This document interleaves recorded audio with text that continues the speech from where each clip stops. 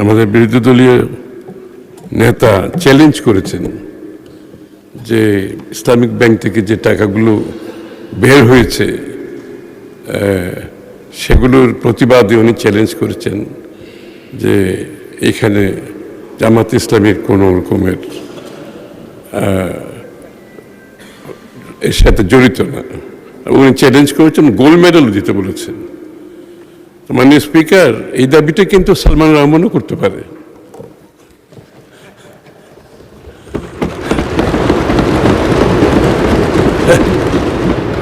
এই দাবিটা সালামও করতে পারে, কারণ তারা তো নিজের নামে কেউ টাকা নেয়, কেউ নিজের নামে টাকা নেয়। কারণ মাননীয় স্পিকার, এই প্রশ্নগুলোর উদ্রেক কোত্থেকে হয়েছে? এই প্রশ্নগুলোর উদ্রেক হয়েছে বিগত নির্বাচনে। আমরা দেখেছি কি পরিমাণে টাকা খরচ হয়েছে নির্বাচনী এলাকাগুলোতে। অবিশ্বাস্য রকমের টাকা খরচ হয়েছে। প্রত্যেকটি নির্বাচনী এলাকায় আমরা বিপুল অঙ্কের টাকার সম্মুখীন হয়েছি।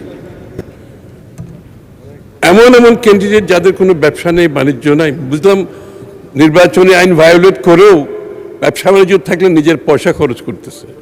এমন এমন ক্যান্ডিডেট ছিল যাদের তেমন কোনো আয়ের উৎস সম্বন্ধে জানা নেই, কিন্তু তারাও কোটি কোটি, 50 কোটি, 100 কোটি টাকা খরচ করেছে। মাননীয় স্পিকার, এই প্রশ্নগুলো আসছে কিন্তু ওই জায়গা থেকে, এবং এটা কিন্তু পাবলিক নলেজ যে সবার কাছে এত টাকা কিভাবে খরচ করতে পারে। তো এটা একটা বিষয় আছে, এটা আমাদের বোঝা দরকার। এটা অনেক কারণে, শুধু ব্যাংকের থেকে টাকা নিয়ে যাওয়ার কারণ না। আরেকটা কারণ হচ্ছে আমাদের নির্বাচনী ব্যবস্থা, গণতান্ত্রিক ব্যবস্থাকে এটা বাধাগ্রস্ত করবে। এই ধরনের অর্থ আপনি আনআর্নড ইনকাম, যারা ইনকাম আর্ন করে না, এই টাকা যখন পলিটিক্সে আসে সেটা রাজনীতির জন্য খুবই ক্ষতিকর। মাননীয় স্পিকার, দ্বিতীয় কথা হচ্ছে, এখানে পিটিশন যেটা দিয়েছে, এখানে বলা হচ্ছে চেয়ারম্যানের কথা বলা হয়েছে পার্টিকুলারলি। তো চেয়ারম্যান সম্বন্ধে আমরা বিরোধী দলের মন্তব্য শুনেছি।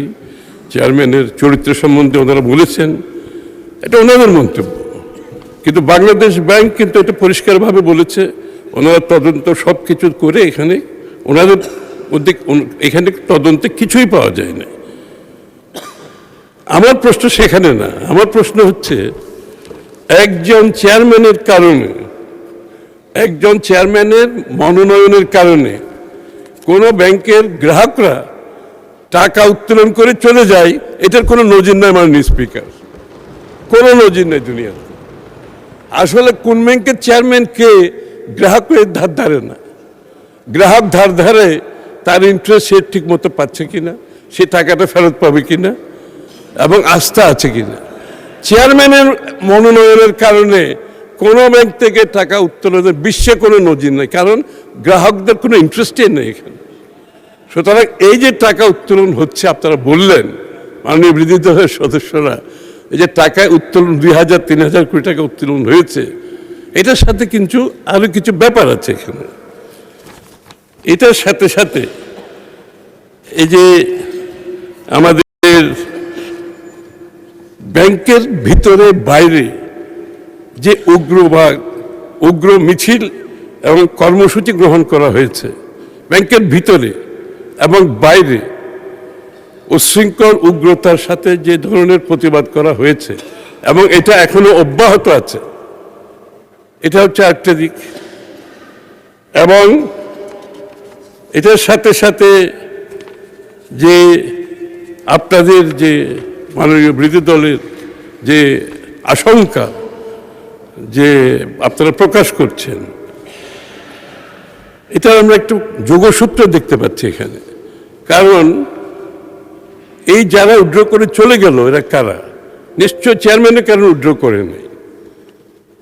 যারা উইথড্র করে চলে গেছে তারা বোধহয় এই ইসলামিক ব্যাংকটাকে বিপদে ফেলতে চাচ্ছে, এবং এর পেছনে কারো হাত আছে, আমরা বিশ্বাস করি কোনো কোনো শক্তির হাত আছে। তারা চায়, আসলে তারা ইসলামিক ব্যাংকের ফেল করতে চায়, ইসলামিক ব্যাংকটাকে তারা ফেল করে রাজনৈতিকভাবে ফায়দা উসুল করতে যাচ্ছে। এখানে ইসলামিক ব্যাংকের ভালোর জন্য কেউ বলছে, আমি সেটা বিশ্বাস করতে চাই না মাননীয় স্পিকার। এইটাকে ফেল করাবে এবং রাজনৈতিকভাবে বলবে যে আর্থিক শৃঙ্খলা দেশে নষ্ট হয়ে গেছে। আমি একটা কথা পরিষ্কারভাবে বলতে চাই মাননীয় স্পিকার, বাংলাদেশ জাতীয়তাবাদী দল আমরা আর্থিক শৃঙ্খলায় বিশ্বাস করি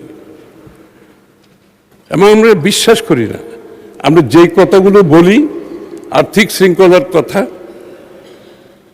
আমরা যখন বলি ম্যাক্রো স্টেবিলিটির কথা, আমরা যখন বিনিয়োগের কথা বলি, আমরা কিন্তু কথাগুলো অক্ষরে অক্ষরে পালন করি। আপনি বিএনপির বিগত দিনের সরকারগুলোর ইতিহাস যদি আপনি দেখবেন, আর্থিক শৃঙ্খলা নিয়ে কোনো প্রশ্ন নাই, শেয়ার বাজার নিয়ে কোনো প্রশ্ন নাই, ম্যাক্রো ইকোনমিক স্টেবিলিটি সবসময় বিএনপির সময় সবচেয়ে সচল ছিল। সেই জায়গা থেকে তো আমরা সরে দাঁড়াই নাই, আমরা বরঞ্চ আরও ভালোর দিকে যাচ্ছি। এখন বাংলাদেশে আর্থিক শৃঙ্খলার প্রয়োজনীয়তা বিএনপির চেয়ে বেশি কেউ অনুধাবন করে না মাননীয় স্পিকার। এখানে মাননীয় স্পিকার ওনাদের পিটিশনে একটা জায়গা আমি আসছি, যে ওনারা বলছেন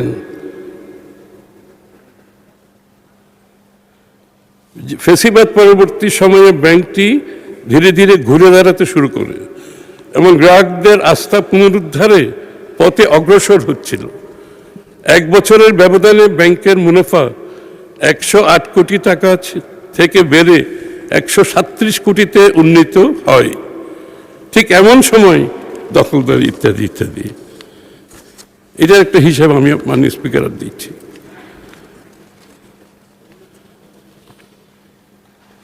ব্যাংকটির ব্যবস্থাপনার স্বার্থে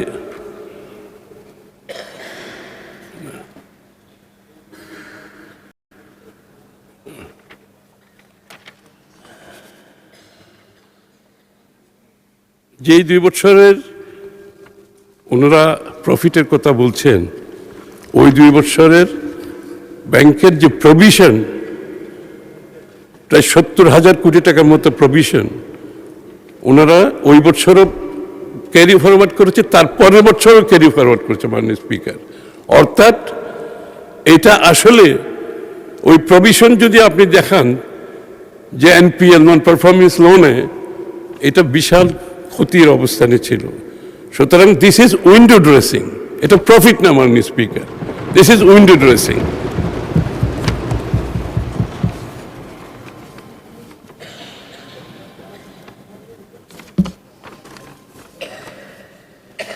একজন বক্তা এখানে বলেছেন ইসলামিক ব্যাংক শুধুমাত্র একটা ব্যাংক নয়, এটা একটা ইকোসিস্টেম। সঠিকভাবে বলেছেন, ইট ইজ অ্যান ইকোসিস্টেম। এই ব্যাংকটাকে ঘিরে যে রাজনৈতিক কর্মকাণ্ড চলছে মাননীয় স্পিকার, এই ব্যাংকটিকে ঘিরে যে সুবিধাবাদী রাজনীতিতে অর্থায়নের যে প্রক্রিয়া চলছে, এটা শুধু ব্যাংকের মধ্যে সীমাবদ্ধ নয়, এটা রাজনীতির মধ্যে ঢুকে পড়েছে। এবং আমি বিশ্বাস করি এই ইকোসিস্টেম থেকে আমাদেরকে বেরিয়ে আসতে হবে।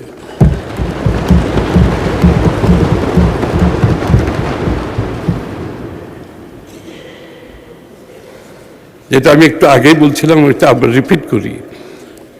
2025 সালের শেষে ইসলামী ব্যাংকের শ্রেণীকৃত ঋণ 94,000 কোটি টাকায় পৌঁছেছে, যা ব্যাংকের মোট ঋণ পোর্টফোলিওর 51%। 31শে ডিসেম্বর 2024 তারিখে ব্যাংকটির 69,000 কোটি টাকা প্রভিশন ডেফারেল সুবিধা নিয়েছে, যেটা একটু আগে বলেছিলেন। আর একটু স্পেসিফিক্যালি বলছি, আমি 70,000 কোটি টাকার মতো প্রভিশন ডেফারেল সুবিধা নিয়েছে ইসলামিক ব্যাংক। পরবর্তীতে 31 ডিসেম্বরের 2025 তারিখে 84,000 কোটি টাকার প্রভিশন ডেফারেল সুবিধা নিয়েছে। সুতরাং 2026-এর প্রথম প্রান্তিকে ব্যাংকটি প্রায় 268 কোটি টাকা নিট লোকসান করেছে, প্রফিট করেনি, লোকসান করেছে। সো এইটা কথা হচ্ছে, আপনারা বলছেন এই ব্যাংকের এই ব্যাংকটির যে সফলতার কথা বলেছেন, সেটাও আমি বুঝলাম। আপনি উইথড্রয়ালের ব্যাপারটা আমি আবারও বলি যে যখন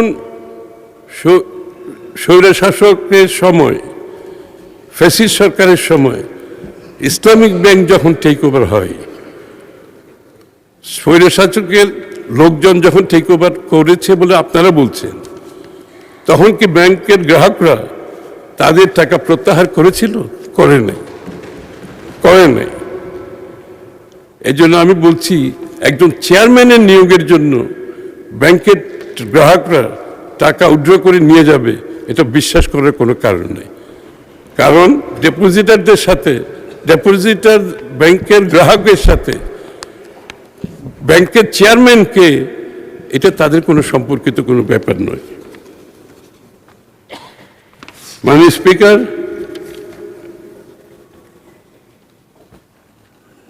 আপনারা শেয়ার বৈধ মালিকের কাছে ফেরত দেওয়ার কথা বলছেন, ভালো কথা। আসলে পুরো প্রসেসটাই তো তাই। আমি আপনারা কি বলছেন ঠিক বুঝতে পারছি না। মানে স্পিকার, ফুল এখন যে প্রসেসটা চলছে বাংলাদেশ ব্যাংকের মাধ্যমে, সেটাই তো উদ্দেশ্য। সরকার তার বৈধ মালিকের কাছে ব্যাংক ফিরিয়ে দেওয়ার যে প্রক্রিয়া, সেই প্রক্রিয়াটা বাংলাদেশ ব্যাংক বর্তমানে করছে। এবং বাংলাদেশ ব্যাংক যেখানে শঙ্কা প্রকাশ করছে, বাধাগ্রস্ত হচ্ছে, যে যাদের মাধ্যমে পরিচালিত হলে গ্রাহকদের অসুবিধা হবে, শেয়ার হোল্ডারের অসুবিধা হবে, সেই জায়গায় পরিবর্তনটা আনছে। এবং সেই পরিবর্তন আনার অধিকার বাংলাদেশ ব্যাংকের ব্যাংক আইনের পরিপ্রেক্ষিতে আছে। সেই কাজটি তারা করছে। এখানে আপনাদের আপত্তির আমি তো কিছু দেখতে পাচ্ছি না। এবং এর মাধ্যমে এটা একটা আইনও তো আছে, সময়সীমাও নির্ধারিত আছে, কতদিনের মধ্যে এটা বাংলাদেশ ব্যাংকে করতে হবে। তা আপনারা একটু অপেক্ষা করুন না, দেখুন শেষ পর্যন্ত বাংলাদেশ ব্যাংক যে কাজটি হাতে নিয়েছে সেটা তারা সফলভাবে করতে পারে কিনা। আমরা তো দেখেছি, আমার কাছে মনে হচ্ছে পুরো বিষয়টা একটি রাজনৈতিকভাবে একটা অস্থিতিশীল অবস্থা সৃষ্টি করার এই সমস্ত মুভমেন্টের পিছনে কাজ করছে। এটা কোনো ইসলামী ব্যাংকের মধ্যে সীমিত নয়। মাননীয় স্পিকার, আমরা দেখেছি যখন মারা গেল, তোমরা গেলে কোথায়, মাহমুদপুরে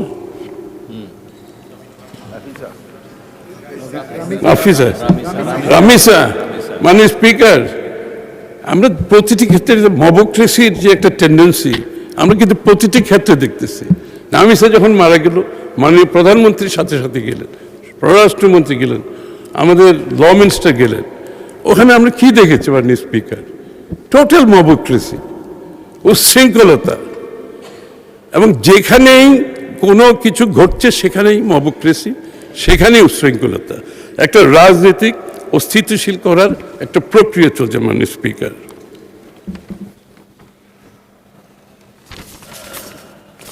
সম্মিলিত ইসলামিক ব্যাংকের ব্যাপারে আমি কেন এই কথাটা বলছি, যে আমরা দৃঢ়ভাবে বিশ্বাস করি যে ফাইন্যান্সিয়াল ডিসিপ্লিন ছাড়া কোনো দেশ এগোতে পারে না। এবং যে কারণে বাংলাদেশ ব্যাংকে যিনি দায়িত্ব নিয়েছেন, একজন বলেছেন উনি ঋণ খেলাপি না, গভর্নর সাহেব ঋণগ্রস্ত। মানে স্পিকার, এই হাউসের মধ্যে ঋণগ্রস্ত না এমন কেউ আছে?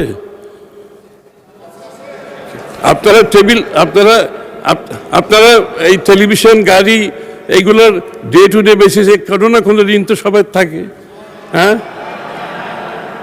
ঋণ নাই? হ্যাঁ, ও তো তাইলে ব্যাংক করেছেন কি জন্য? তাইলে ব্যাংকটা করেছেন কি জন্য? কার জন্য? আসলে তো ব্যাংক, আমি তো বলছি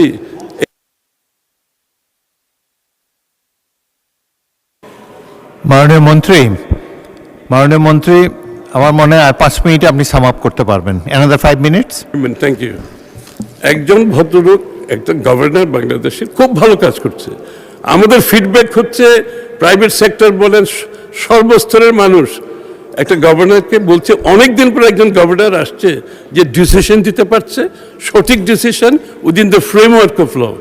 আপনারা একটা ঋণগ্রস্ত বলে তাকে আন্ডারমাইন করতেছেন। এটা হচ্ছে কি, এটা হচ্ছে আপনাদের চিন্তার প্রতিফলন। আপনারা কোনোভাবেই সঠিক কাজটাকে গ্রহণ করতে রাজি নেই। আপনারা চেয়ারম্যানের কারণে আপনারা টাকা উইথড্র করে নিয়ে যাচ্ছেন। তাদের এখানে একটা যোগসূত্র আছে, যারা টাকা নিয়ে যাচ্ছে, যারা ব্যাংকের ভিতরে বিশৃঙ্খলা সৃষ্টি করছে, ব্যাংকের বাইরে বিশৃঙ্খলা সৃষ্টি করছে, যারা এই প্রস্তাবটা আজকে এনেছেন তাদের মধ্যে একটা যোগসূত্র আছে বলে তো মনে হয় আমাদের কাছে। সুতরাং মাননীয় স্পিকার, আমি শেষ করছি এই কথাটা বলে, বাংলাদেশ জাতীয়তাবাদী দল ফাইন্যান্সিয়াল ডিসিপ্লিনে কোনো কম্প্রোমাইজ করবে না, এবং এটা বারবার আমাদের সরকার বারবার প্রমাণ করেছে এটা। এবং আমাদের ফাইন্যান্সিয়াল ডিসিপ্লিনের কারণে, প্রুডেন্সের কারণে বাংলাদেশের ইকোনমি বারবার ঘুরে দাঁড়িয়েছে। আজকে যে ভঙ্গুর অর্থনীতি আমরা হাতে নিয়েছি, এটাকে আমরা স্থিতিশীল এবং সমৃদ্ধির পথে নিয়ে যাওয়ার জন্য ফিনান্সিয়াল সেক্টরের গুরুত্ব যে ফিনান্সিয়াল সেক্টর যে গুরুত্বপূর্ণ সেটা আমরা অক্ষর অক্ষরে বুঝি, এটা না বুঝার কোনো কারণ নেই। সুতরাং আপনারা নিশ্চিত থাকতে পারেন ইসলামিক ব্যাংকের ভবিষ্যৎ বিএনপির হাতে খুবই সেফ, একেবারে নিশ্চিত থাকতে পারেন। হ্যাঁ, আপনারাই তো বলেছেন শহীদ যে এটা বিল করেছে, তাহলে তো আরো বেশি নিশ্চিত থাকবে, কোনো চিন্তার কোনো কারণ নাই। এমন কোনো কাজ করবেন না, মাননীয় বিরোধী দলের নেতৃবৃন্দকে বলছি আমি, এমন কোনো কাজ করবেন না যে বাংলাদেশের মানুষ হতাশ হয়। একটা গণতান্ত্রিক সরকার দেশ চালাচ্ছে, একটা বিশাল সমর্থন নিয়ে একটা গণতান্ত্রিক সরকার দেশ চালাচ্ছে, এটাকে একটু সময় দেন। যে কোনো কারণে, যে কোনোভাবে আপনারা একটা অস্থিতিশীল অবস্থা যদি সৃষ্টি করে বাংলাদেশের মানুষের কাছে যদি মনে হয় আপনারা এই কাজটা করছেন, এটা আপনাদের রাজনীতির জন্য ভালো হবে না। আমরা চাই একটা স্থিতিশীল বাংলাদেশ। সুতরাং এই যে ব্যাংকের বাইরে যারা আছে, ব্যাংকের ভিতরে যারা বিশৃঙ্খলা সৃষ্টি করছে, আইনের চোখে তারা কিন্তু দোষী। বিএনপি সরকার যথেষ্ট ধৈর্যের পরিচয় দিচ্ছে, আইনের চোখে তারা দোষী। কোনো রকম ফিনান্সিয়াল ইনস্টিটিউশনের সামনে ভিতরে বাইরে বিশৃঙ্খলা করার অর্থ তার শাস্তিযোগ্য অপরাধ, এবং এটার জন্য 2 বছরের জেল হতে পারে। কিন্তু বিএনপি সরকার অত্যন্ত ধৈর্যশীল, এবং আমরা কিন্তু অসম্ভব টলারেন্সের মাধ্যমে সরকার পরিচালনা করছি। এই যে এত বিশৃঙ্খলা সৃষ্টি করা হচ্ছে বিভিন্ন জায়গায়, সরকার কিন্তু খুবই ধৈর্যের সাথে দেশ পরিচালনা করছে। আমি আশা করব আপনারা সহযোগিতা করবেন। আগামীর বাংলাদেশ, যা বিএনপি যে আগামীর বাংলাদেশ গড়ার যে শপথ নিয়েছে, সেটা আপনাদের বাদ দিয়ে তো না, আপনাদেরকে নিয়েই তো আমরা করতে চাই। কারণ আপনারা তো নির্বাচিত হয়ে এসছেন, আমরা না হয় বেশি এসছি, আপনারা কম আসছেন, কিন্তু আপনারা তো নির্বাচিত। আমার অনুরোধ, আমরা ঐক্যবদ্ধভাবে সামনের দিকে এগিয়ে যাই। প্রতিটি জায়গায় এই ধরনের ছোটোখাটো ইস্যু নিয়ে বিশৃঙ্খলা সৃষ্টি করলে রাজনৈতিকভাবে আপনারা খুব বেশি লাভবান হবে না। আপনাকে ধন্যবাদ মাননীয় স্পিকার।